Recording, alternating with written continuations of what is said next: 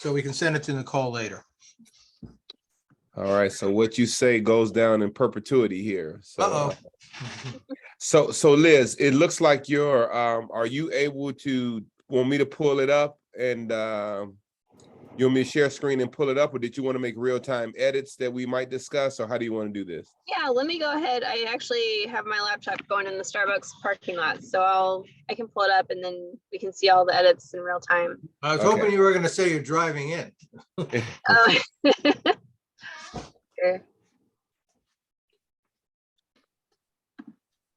Okay. All right. So I think we can just kind of, just walk through this as quickly as possible. We don't have to, obviously we don't have to get a final, but Dale, the goal is for you and Nicole to kind of see where we're going with webinar 3, and then maybe pick off, say, hey, this is a good corner for me to hunt this down or bring this back, or whatever that may be as well. So this is really, really draft, but it kind of captures all of the previous conversations. And what we did also, the two things that for sure seem to have piqued Michael's interest in that call, we going to put those up front and center to respond, be responsive to those things that we mentioned, that he said, okay, well, we're weak in these two areas, the venture capitalists and the foundations, the philanthropy foundation. So basically, again, this is just a title slide. You can go to the next slide. We can fill that in. The goal, ultimately the goal here is to replace those $2 million of unrestricted funds that were used on a project 3 to 5 years. We research groups that provide prioritized targets, a marketing strategy embedded to content, and just kind of what we did. And this more or less we thought would hold the place of somewhat of an agenda and aspect of, if you see these, the graphic below, that kind of shows you each area that we're going to go to throughout this conversation. Okay. And one of these circles may fall off depending on our conversations, but let's just go to this, all cosmetic stuff here and introduction stuff here. So if we go to 3, so one thing that they said for sure was the venture capitalist firms that they are just not familiar with. And so what was in our strategy to do was saying, hey, these are very well financed organizations. They're looking, they are getting more and more involved with community donations, things like that. So we need to open a line of communication of how to reach out with them, to them. And then there are some that are national, some that are local. And so our idea was to put in these groups right here as real examples of real time that we kind of checked out. They say, hey, these are 2 in your area and 1 national that you fit right up their alley, and here's the best way to pursue them. Are these actually the names of groups, or do you just, those are placeholders? New Profit's actually one that I found in my research, but I can definitely see why this maybe wasn't an area that they've targeted in the past, just because there's not a ton. I was going down kind of a rabbit trail of looking into venture philanthropic organizations, and I think that's how I found New Profit, and that seemed like there was a really strong alignment there. The others are placeholder. But one of the questions that I had for you guys as I was looking into some of these, a lot of them focus their funding on startups. And so I was wondering, does the Urban League ever employ an approach where they do, a short-term LLC, that is kind of like a spinoff? It falls under the Urban League, but they're kind of positioning it as, here's a startup that's focused on this issue, where we might qualify for more funding by having a startup organization versus a more well-established national organization. Well, let me kind of speak to make sure that you understand where I'm going here. The venture capitalists that I'm talking about are not philanthropy groups at all. They are profit-driven organizations, and that's their number one and total goal. So I was not looking for philanthropy organizations in this category. I would consider this totally different. So, but even if it's a venture philanthropist, like that would fall under the philanthropy groups to me. Okay. And yeah, I think you're talking about, Silicon Valley has a bunch of It just doesn't. Exactly. Like these Comparison. it could be a husband, you know, a husband and wife or team, or like these people, you know, they pool money together, and who manages these billion-dollar funds and things like that. And that typically most of your major cities do have these for-profit groups, and some do all, like, you know, stock trades, Bitcoin type of things. You just have, you know, just venture capitalists. So if we did have a startup company, say for instance, three of us had started a company, we're looking to get like 5 million for seed money, we would be looking for VCs to fund us. Right. And That's what I felt like the focus of a lot of them were startup companies. And that's where I was trying to think through, like, is there a way for the Urban League to have their own little spin-off that still funnels through them, kind of? Well, here's the thing. Again, let me just explain it to you so you get from my perspective. We are not looking for venture capitalists to invest. They invest in startup companies, but they want a return on the investment. We are not looking to give them percentages or shares, or we don't even want their investment. What we're looking for are contributions and donations. So we're outside of their business plan, and we're outside. So the Urban League wouldn't start up a startup company for investment because they don't want investment. They want donation. Does that make sense? Okay. So there's no equity at play here. Yeah, and I guess the reason I was asking that, I wasn't seeing a lot online, so I really feel like to understand if they even have donation options from what I've seen so far, it would be almost calling to see, like, hey, how do you guys reinvest in the communities that you're, you know, funding startups in? Right, exactly. So most of the venture capitalists that I've dealt with, number one, they're very obscure. And like I said, they have these obscure names. They don't have a big philanthropy arm or a giving arm. And it will take a personal amount of contact to say, hey, you know, we are from this organization. We are soliciting your support in X, Y, and Z, and this is why. So I haven't seen many VCs, and Dale, you've probably seen a few in your neck of the woods as well. I don't see VCs just out supporting nonprofit groups all over the place. But if there's a pet project, or the wife knows this group, or something like that, that's how you get the funds to flow. Yeah, I think that the closest thing I can think of as an analogy to this is a bank. So a lot of times banks, because of the call for equity in, let's say, minority communities, they have basically giveaways for donations. They may not be the numbers we're looking for, but it's the same kind of thing where and Milton's right, a typical VC wants 2% of the gross or whatever it happens to be. But they also have a sort of a community obligation. There may be a board member, it may be their principals that have it in their own personal values to make a contribution. And the other thing to look at here is that they're building a new incubator. That's a startup unto itself. You know, a portion of that building is a startup business for the Urban League. So that's another way to look at it. But I do think the analogy to what Milton's talking about is like a bank that contributes to community, like Community Reinvestment Act that was passed, what is that, in the 1980s or whatever. That was basically to make funds available that the banks knew they would end up probably losing money on, but they have an obligation to invest in underserved communities. So it's sort of like that. That's how I see it. Anyway. So Elizabeth, is this, what are your thoughts on it? Because like I said, I don't want to dictate to you. Given this conversation, do you still say that, you know, more of a connection from like something they would invest in? Or are you saying like, hey, trying to approach what are the 3 or 5 prominent ones? And the approach is to just a pitch deck, but not for investment, but a pitch for donation. Yeah, I guess I think that it would definitely take calling. It's not hard to find names of venture capital firms. But I guess I just wanted to clarify before I got on the phone with people, you know, make sure that that's something that you guys are okay with. Like, I don't know if you want to like clear messaging or be, you know, kind of in agreement on how we would approach them, but I guess the summary for this slide is that I'm definitely not going to see, I'm not going to find what I'm hoping to online, other than I can just pull some names that, you know, here's, you know, the largest ones in the nation, here's the largest ones in Missouri, here's the largest ones at a local level.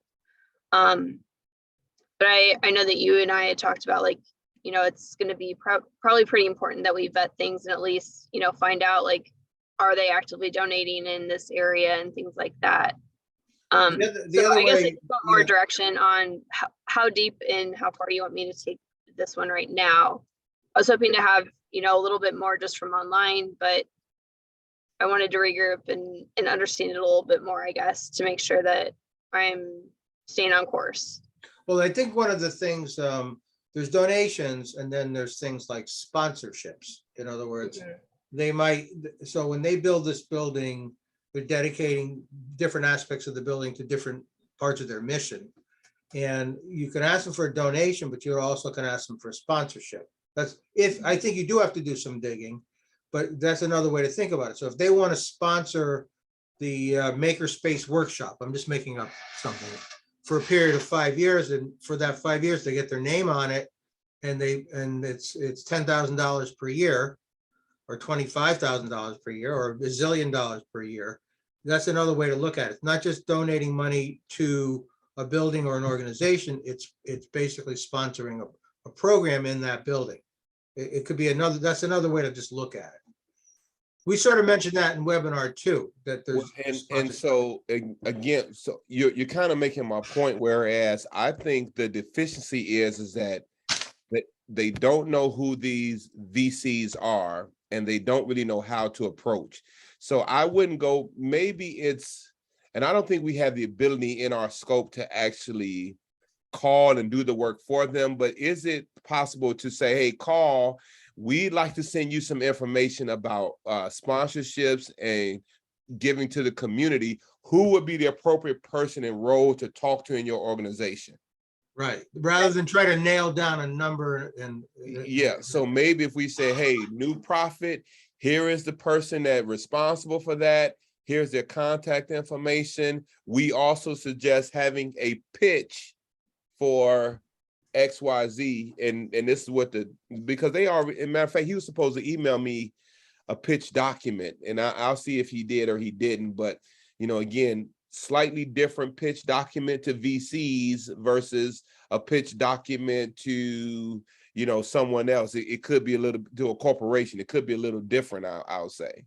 Yeah, Elizabeth, the document that Milton's talking about is basically will give you enough of a background about the Urban League. Is, according to Michael, is the largest urban league in the United States. And they do this, that, and the other thing. And I think once you see that, you'll be able to at least get the contact person. And that's all we need, because they got it. Like you said, we're not hired to do that work for them. We're hired to deliver the resources to go do it. But Dale, when you say a call to the organization to get the right contact, because we don't want a secretary or admin, you know, we really want right a decision maker that we can provide. This is the CEO, et cetera, et cetera. Because if you don't do, if you don't do that, you're going to get the secretary or the, you know, because and a lot of these people, a lot of these groups have just more managing members and partners, members of an LLC. So they're, I think, does that kind of chart, does that make sense now, Elizabeth? Yeah, it does.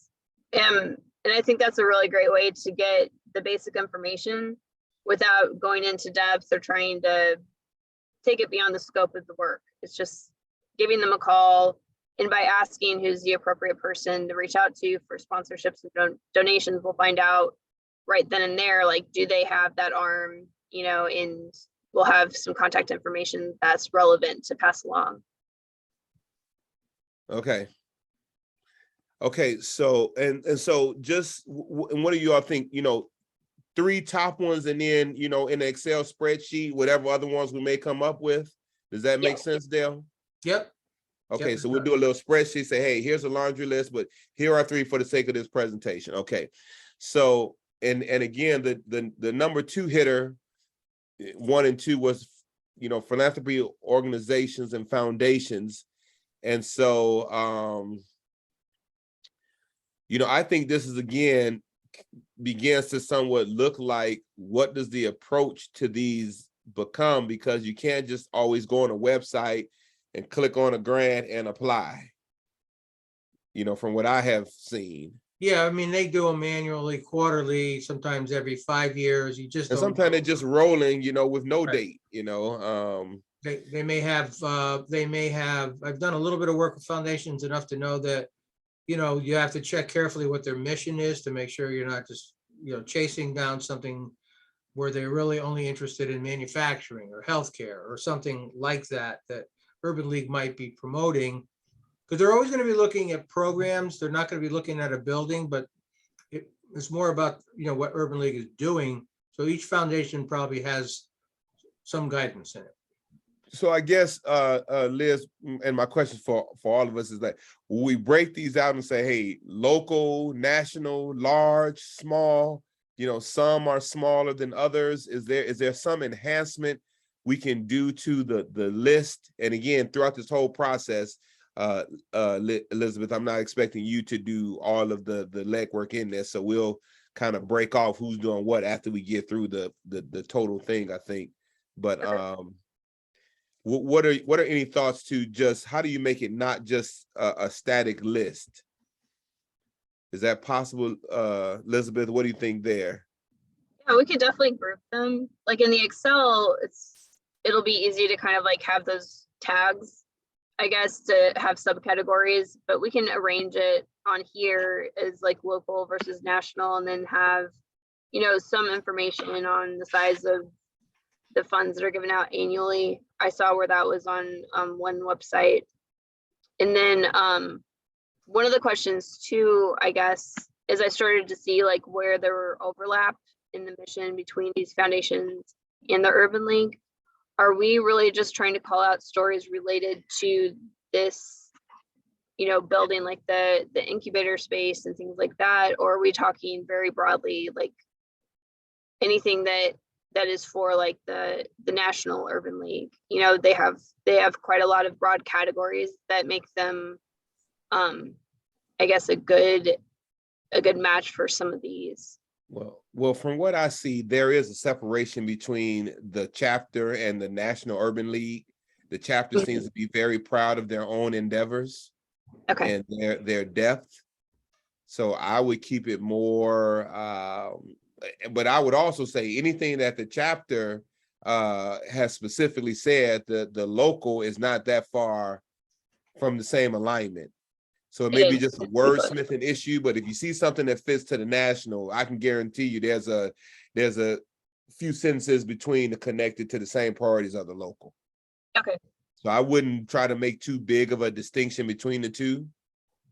But I definitely think maybe a little bit more than the list of foundations. And then, you know, I looked at some of the, you know, we'll compare notes. I looked at about 10 myself.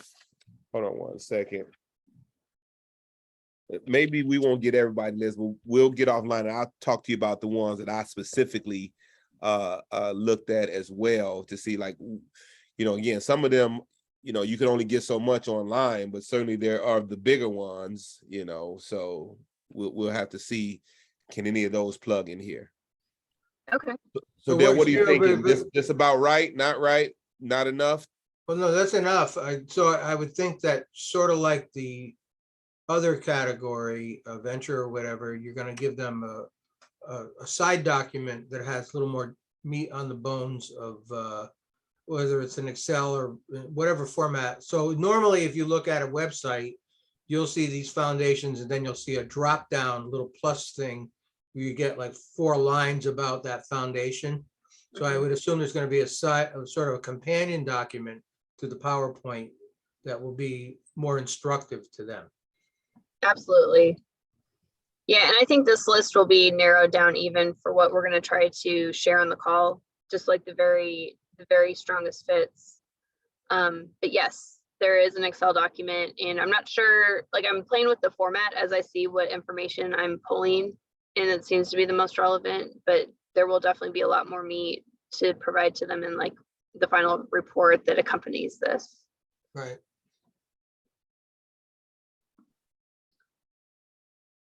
Okay, so And then- this next one is, okay, this kind of goes hand in hand, but it starts off with the conversation where it would be that, again, you can't really just go to a website, but all of these I'm gonna have we try to get a word I can pronounce easier, but Philanthropic. yeah, I know how to say it. It's just that never rolls out right. These philanthropic organizations, many of them have areas of focus. And so what we need to put the message needs to be scripted differently to the organization based upon their focus of area. So if there's one that has social reform or something like that, the pitch document can't go that deep into environmental justice or other topics. It needs to really tug at the heart of their passion, which is social reform. So you may have 4 or 5 different pitch documents that is targeted for each of the specific foundations to get you more leverage there. And this will be part of the strategy to get you to a higher on the desk for funding. Does that make sense? Yeah, no, it does make sense. And Liz, I don't know if Milton shared with you that Nicole offered to do some sort of crafting of the message for each mission, what their goals and mission is, like it's listed right here. Because I think when they give us what they have, we're going to be really disappointed in what they're going to give us. It's going to be like 80, not even 40,000 feet. It'll be 100,000 feet up in the air about how great the Urban League, it's been around since Christ wore sandals and all that kind of stuff.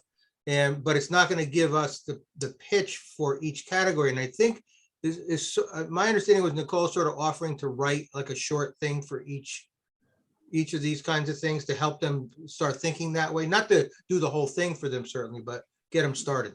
Yeah, I think to take what they have, give it an overview, and just sharpen the pen and make it a little bit more articulate. That's what I took it to be. That she may not start from scratch, but say, hey, let me see what you have, and we'll just try to make it, we'll try to make it really sharp up there. You always need to freshen those documents like that up sometimes anyway. Oh yeah, well, for sure. It gets stale after a while. So Dale, this is an area that does need some type of development, whereas, the Urban League has some of these highlights: educational excellence, economic opportunity, civil rights advocacy, public safety. And so again, matching some of these and wordsmithing, like she said, social reform, other terms that may fit social reform. This one, we wanted to develop this slide to have more arrows, and one arrow may point to more than one area. It may say, hey, civil rights advocacy may point to social reform, and so might public safety, but not to get it too complicated, but to show these relationships between the foundation focus area. And I'll give you one that stands up, which obviously will not apply here, but I saw a lot for LGBTQ, right? And if that would be a focus area, and if it aligned with something, that would align with civil rights advocacy, it would plug right in there, and so you would really speak to say, hey, we really feel that LGBTQ, and that pitch doc would have just that. Now, I may not use that example because I haven't seen anything on the Urban League that expresses that aspect of civil rights. Is primarily, and Dale, as we were told, African American focus. Oh, we were told, all right. You missed that one. And look, I'm I had to keep a straight face on that one, but Dale, you handled it well. Well, I did. I'll tell you that story. Yeah, you bit my head off, Liz, when I mentioned I mentioned like thinking outside of the box. Amazon or something. I mentioned Amazon, and he goes, no, we only want African American focused business. Like he could have just said, oh, that's a really interesting idea, but we're really focused on working with underserved populations, in particular African. He could have said it 50 different ways, and he got no. Yeah. I was like, okay, buddy, take it easy. I feel like I'm talking to like a child. Yeah, you handled it well. I guess we won't be doing that. So Milton, what do you need? So do you want me to tell me again here on this side? It sounds like you want me to. Well, why don't we just why don't we just go through it and we'll see, because I want you to see and hear everything, and something may emerge and say, hey man, this is a home run for me, or I'll pick off this piece or what have you. So I think we'll have like 3 tasks or 4 maybe by the time we leave here. And some of the tasks, you know, you take a section, I take a section. So this next one is when we get past this, it kind of fits in the same umbrella, but these commercial real estate and large scale developers that do these, and Dale, you've seen them, they do these major projects in cities and outskirts, and whether it be housing, whether it be commercial development, whether it be, you know, these strip mall retail type places, mixed use developments, you know, all these things. I mean, they just loaded with cash, but they just don't have the high profile names that anyone would be able to identify with. And as I was explaining, typically a lot of them do like a single purpose LLC, and it'll say like 3701 Main Street LLC, and that could be a $50 million project, you know.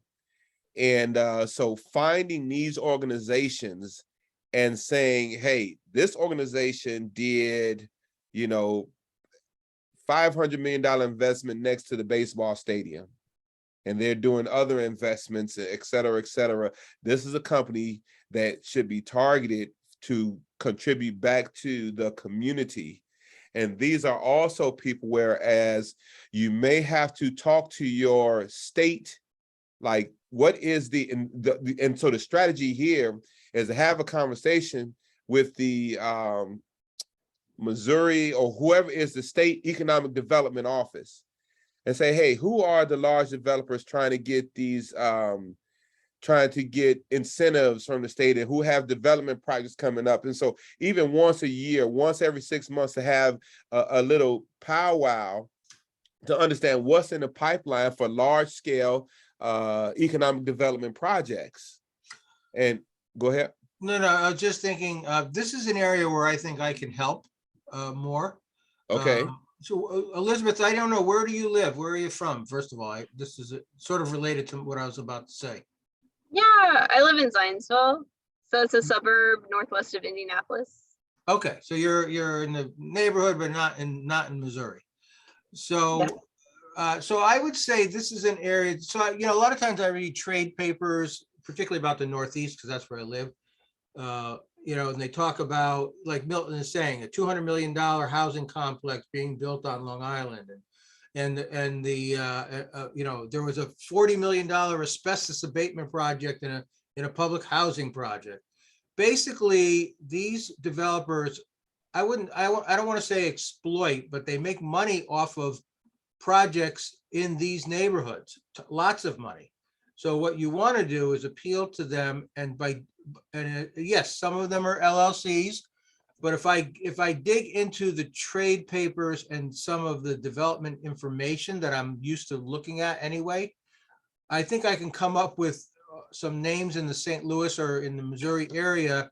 Like when I was in Oklahoma City for the Brownfield conference, Bill, and I went to a workshop on, it was like my incubator that I built a couple years ago, like times 100.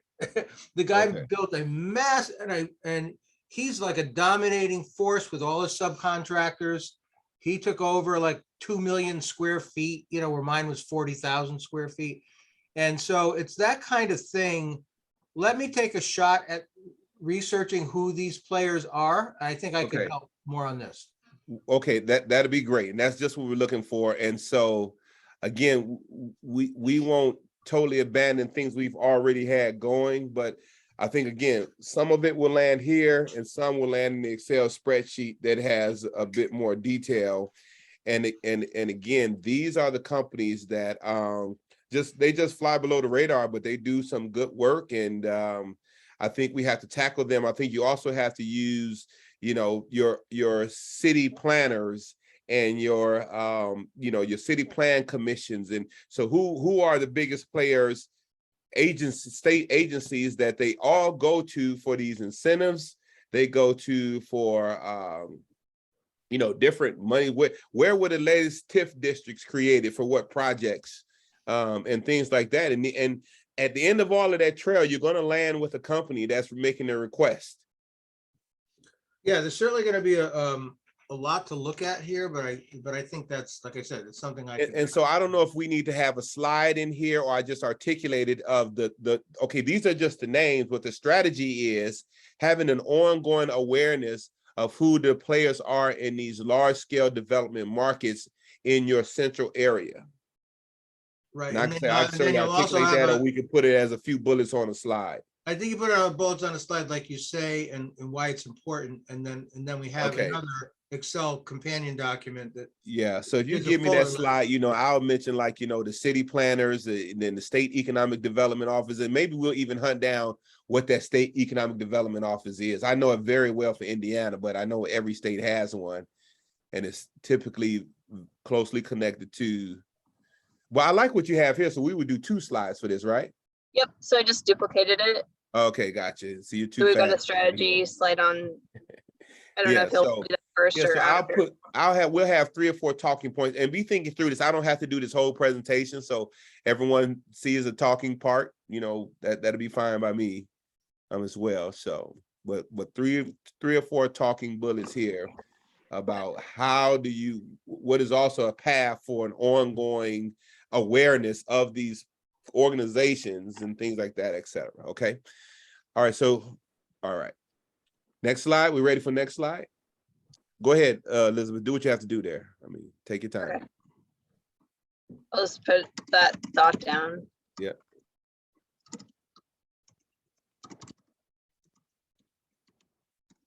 Yeah, because all these projects come back to some government entity in one way or another.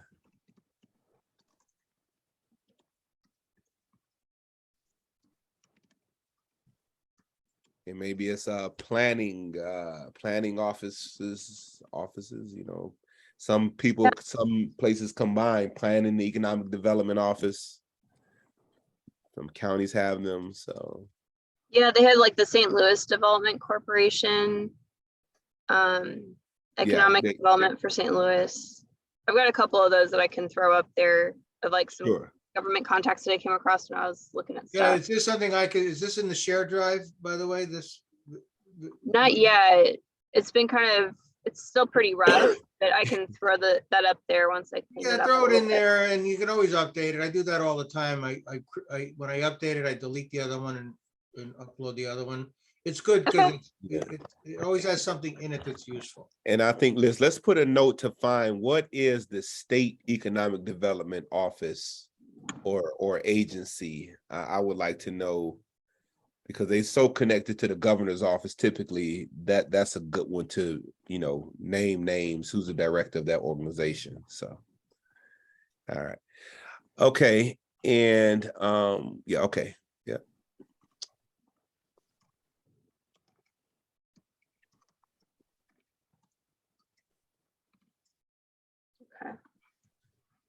Okay, and so now we're kind of going to a different area, and these are the philanthropy service organizations.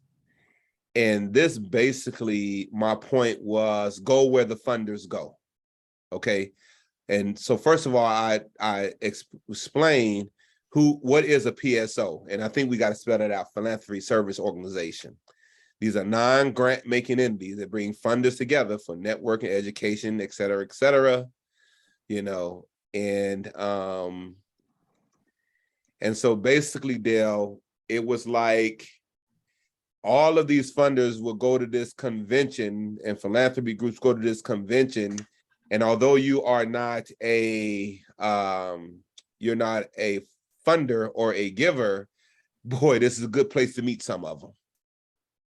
Okay. And so the strategy would be is that you have to go where they go.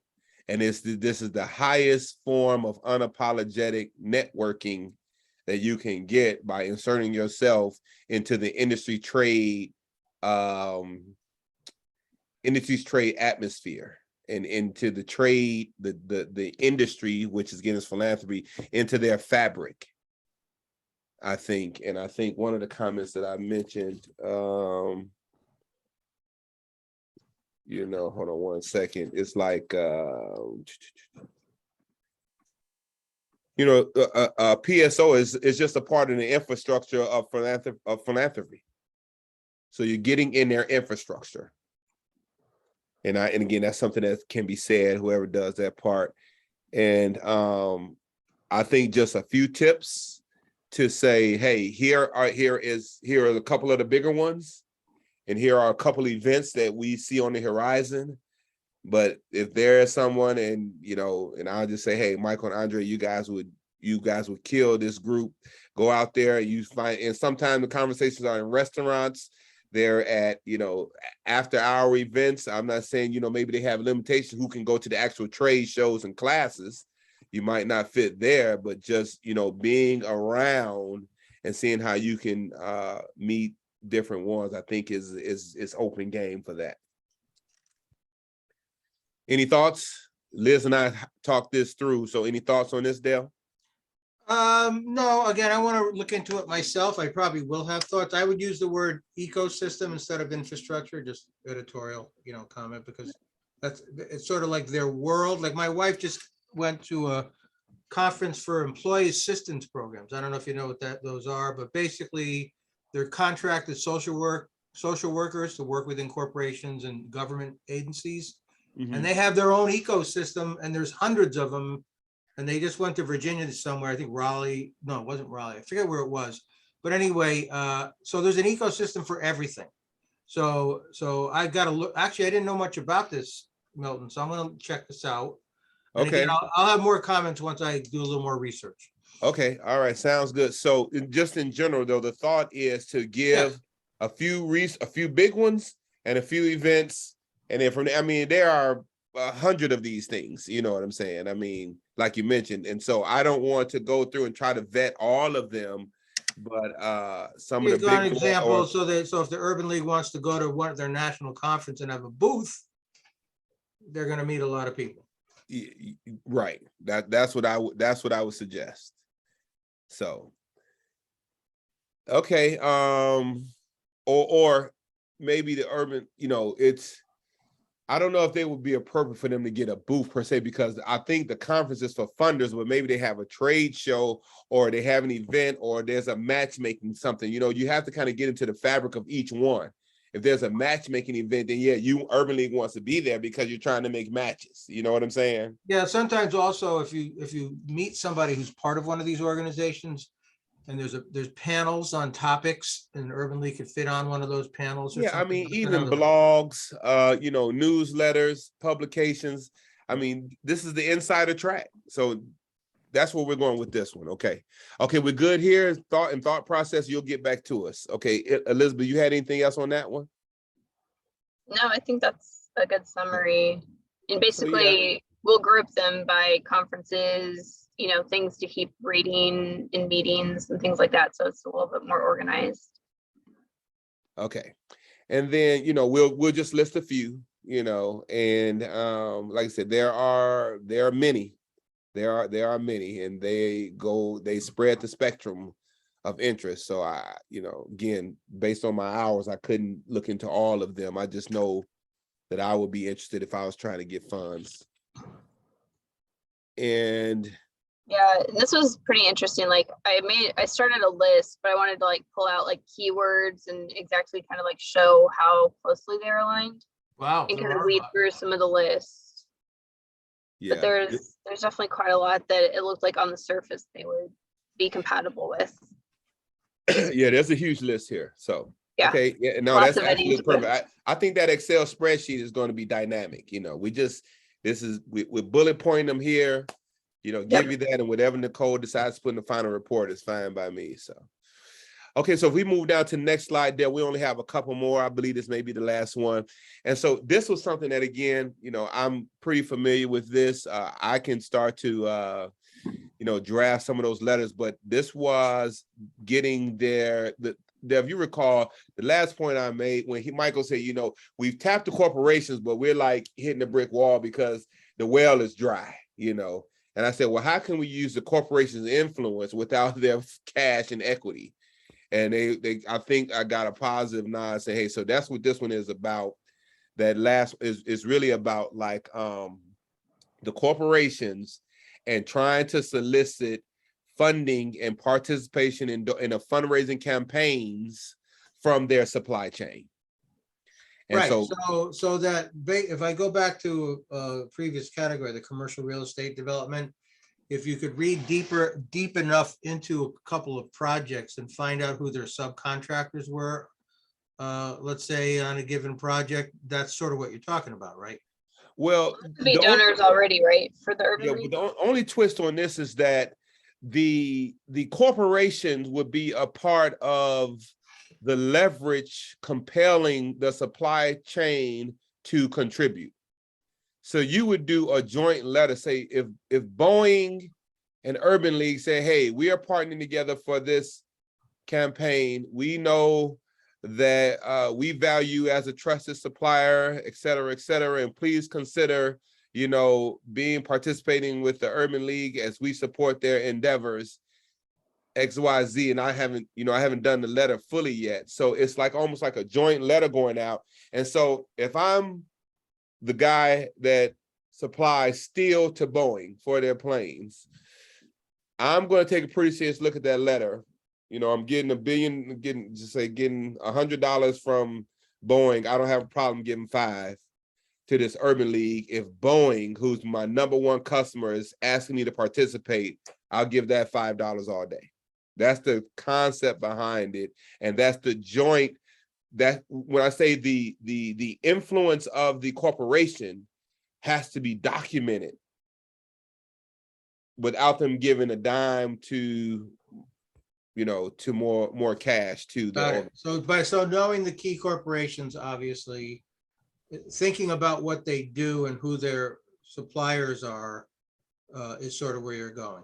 Exactly. And so and again, in my talk with Michael, he gave me the key corporations, but they're also listed. Some of them are listed on the website in Urban League's annual report. And so it's like Boeing, the utility company. There are a few more. Hold on one second here. And I assume after this call, if it wasn't already there, this PowerPoint, I know it's a work in progress, should go on the share drive. So if I want to redline it, something, have a suggestion, I can put it in there. Yep, I'll post it right after our call. Okay. Yeah. So the strategy would be the detailed strategy. Again, what she's writing is that, you know, Urban League would sit down with Boeing and say, you know, who are your top 20 suppliers? Or we get electronic gadgets from this one, we get this from this person, we get this from this person, we get uniforms from this.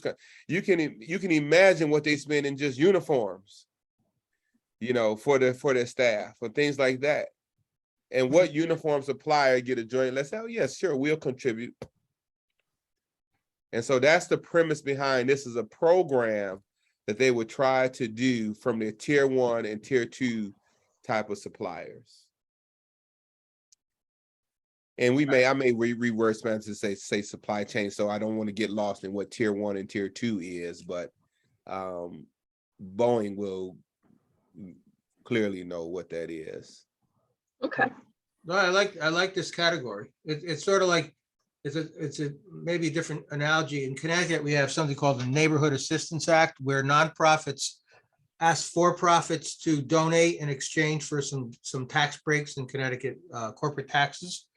And invariably what the nonprofits do is they go to all their contractors who they've given work to for forever. And they say, okay, you're going to buy the credits, right? Yeah. Right. Right. So so I think, again, you know, I think, again, we can have a few examples of the companies that have already contributed pretty heavily, and they're in the annual report. I have a couple of them in my website. So I can work on this. I can work on this pretty easily, and then we sit out. It's just an idea of a strategy to get to give the corporations relief. Corporations are tapped out. You know, here's the relief for them, but they can still participate and help out quite a bit. Okay, got it. And then I think that was what do we have next? I think you mentioned these last two, we'd probably remove this category, and then you were saying that you might just speak to the mitigating challenges versus having it as a slide. Is that right? Yeah, I definitely, yeah. So yeah, so on this particular slide, I think I would not put all of these bullet points. I think we would, what I would see is just saying, you know, capacity versus tenacity. And capacity is like these are new avenues. This is a lot of work, you know. But the tenacity is, if you stay at it, these things will be successful. If you hire more, if you get more resources, you know, this is what it all boils down to. And then from there, I can say that, you know, you're going to run into issues with a lot of foundations won't fund brick and mortar. So that's where, when in webinar 2, I'll point back to when we said operations combining with construction. You know, so all the bullet points that she deleted, I think I could just make those points, you know, in the conversation without, I don't want it to be too basic with bullet points of things they already know. Yeah, that's a good idea, because you can kind of tailor your talking points very quickly based on their attention span and how they're reacting. And I think to break up the monotony, if we just have some graphic of capacity versus tenacity, and we all kind of jump in, get feedback, you know, and ask for questions even here, you know, to see if they have. And you could even ask like what challenges they're foreseeing in implementing these. So we could use just some of the time to help collaborate on that. Yeah, because I think, again, I want to assume they would know they may have to hire somebody. I don't want to have to make that as a suggestion. Right. What was the previous slide? Are you taking that out? So you want this out, right, Milton? Yeah, I thought we should. Well, the regional innovation groups, I didn't know that was on this slide, but you know, Dale was going to do something with that space. I don't think we should bring up crowdsourcing. I think that's too. I think they understand that. Yeah, we don't want to get Michael going again. Take the get the whole slide. You know, get rid of that slide, please. Yeah, we get rid of the slide. So. Okay. And so, and I think we just make that visual. We end here with questions, and then we just go right into next steps, which, you know, maybe. Goodbye. Hey, have a nice day. It's a wrap. We tried our best. Well, Nicole, as you said, Nicole's not going to write an epic report. She's going to have a lot of attachments to a quick summary, basically. Okay. All right. So Dale, that's that's what we have been working on. And I think if we fill this out, I think it's a respectable webinar 3 myself. No, I totally agree. And I think Michael will be very pleased with it.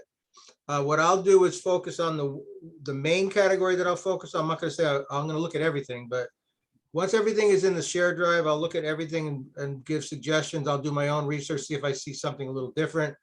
I will definitely dig into, no pun intended, the real estate development stuff and look at the supply chain related to that. So that would affect 2 potential slides. If I see something as an example, even if it's just one or 2 examples of the supply chain versus developer, and then I'll, you know, look at the whole thing as well. So can we come back next Tuesday for internal updates? I think because the time is going to tick. I'd rather have all of our things done pretty much by, say, about a week ahead, so we can revise revisions and do little wordsmithing things. So can we put some meat and potatoes in this before your surgery, Dale, or what? Yeah. So I'm going in right now. It's scheduled for the 19th. I hope it's first thing in the morning. This week I'll be doing stuff on this, but I can definitely meet. Tuesday is actually a pretty good day for me if you want to pick Tuesday. What time works for you, Elizabeth? 10. I wouldn't mind butting up against my 11 o'clock Vita Nova. So noon for me is good, or 10 a.m. for me is good, but I'll be flexible. You're saying that's Are you Eastern time? I'm sorry, Central time. Central. I'm sorry. Yes, I'm sorry. Either one's fine with me. You tell me. Elizabeth, what do you think? Let me double check my. And again, I'm flexible. I'm pretty sure I'm good either of those times. So let me just double check that. I've just got the funding shred call that you're on, Milton. Okay, why don't we back these up? Go eat. Well, 12 p.m. and 1 p.m. Eastern. Well, 1 p.m. Eastern, that'll be noon for me. Yep. And we can try to crank out as much work and advance these as much as possible over this next 7 days. And we'll see where we land. So And you're in the saying, meantime, I'll just check so, in with Nicole one-on-one to see. yeah, so you're saying 1 o'clock Eastern time on the 18th. Yes, Yep. All right, you'll send an invite. I sure will. And if Nicole can't come, I'm happy to do this again so I could record. Yes. And I think Nicole, her input is going to be more 30,000 foot view of like, okay, it's meeting, it's not meeting, or things like that. So she'll have some good insights, I'm sure. So, but I will huddle up with her to see if she can get a look before. Yeah, that messaging one that you're on right now, it looks like her slide to horse around with. You know? Which one? Okay. That one right there, the one that you're on. Oh, I left my screen The to look at words, my the calendar. wordsmithing. Oh yeah. Maybe yeah, she might be good at that too. So okay. Well, everyone, it's 2 o'clock. I think that's a good use of an hour. I'll send an invite out. And if we need to be agile for Nicole's schedule, I will I'll kind of circulate that as well. But let's try to dig in more research. And Elizabeth, we can talk one-on-one as well and try to plug in some of these holes and see what it looks like in a week. Okay. And then, yeah, I'll look for this, particularly the well, whatever you have, put on the shared drive, and then I'll look at it. Okay, and actually I have another call I have to jump on, but I will put it up like definitely this evening. Like Right, and if for some reason, Milton, Or just send it in an email to him. That's fine. too, either if way, you- but the Tuesday is very wide open, so if you need to adjust a little bit, it's fine with me. All right, here. everybody, have Yeah. a great day. Liz, I will let you go. Okay.